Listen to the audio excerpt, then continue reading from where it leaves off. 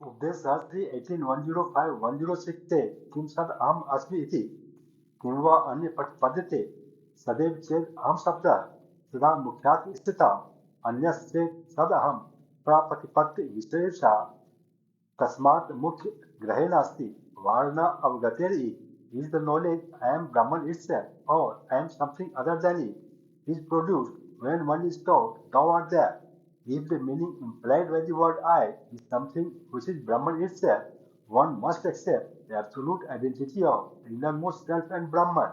But if word I imply something other than Brahman, the knowledge I am Brahman certainly becomes false. The knowledge of their absolute identity cannot therefore be forbidden. If the teacher said Tat Tvam Asi, the student should say Ahaṁ Brahma Asmi. He should convert Tvam into Aham. When one understands Ahaṁ Brahma Asmi, either he should be identical with Brahman or different from Brahman. If he thinks Brahman is different from me, it will mean that the śruti has misled me. If he accepts śruti as pramāṇam, he must think śruti must not do such a thing. Therefore, better say Ahaṁ Brahma Asmi is a fact.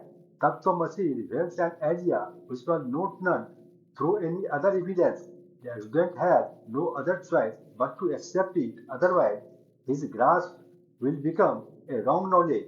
Therefore, Ahaṁ Brahma Asmi is the right knowledge and it is produced from Tat Tvam Asi, and Tat Tvam Asi is a pramāṇam. Verse 18-107 says, Tattvaṁ Patyasya yatha bhaso tadatta tayorchit bhattvacha chaitanya kalpate phalam.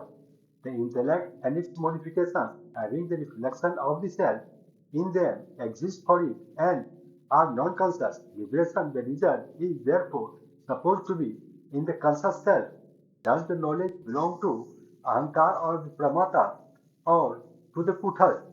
Pramata is the doer, Pramāṇam Vyapya is the process due to which knowledge comes. Hence, logically, Pramata alone can enjoy the result of knowledge, that is liberation. Shankara said, Kuthas itself is neither bounded nor jnani nor liberated. Kuthas is all the three, and he is not itself the three. All happens through the superimposition. Therefore, root of knowledge will go to the Kuthas or Chaitanyam or the self. Verse 108 says, Kutasthe api phalam yogyam rajni vyadikam tad no atmape etubhyam yaya atmatyasya. As neither the intellect with the reflection of self nor its modifications in the form of ego is of the nature of result or its material cause, result is capable of being attributed to the self, though immutable, like victory to a king. Just as soldiers fight and bring victory, whereas glory is taken by the king. Doubt arises that king has patronized soldiers, but the self is unattached. How can the self compare to the king? King alone owns the territory.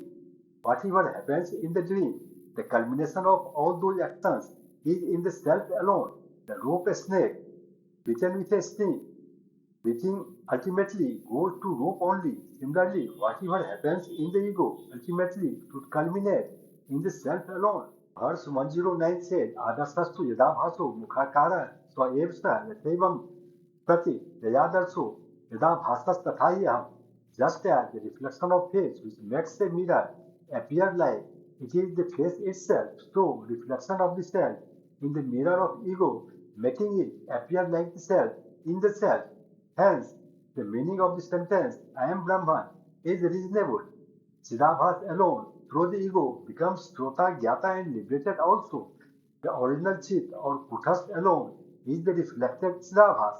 Only if this view is accepted, knowledge of Ahaṁ Brahma Asmi would become possible.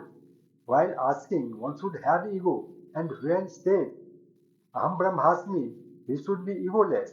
Both should be one and the same person.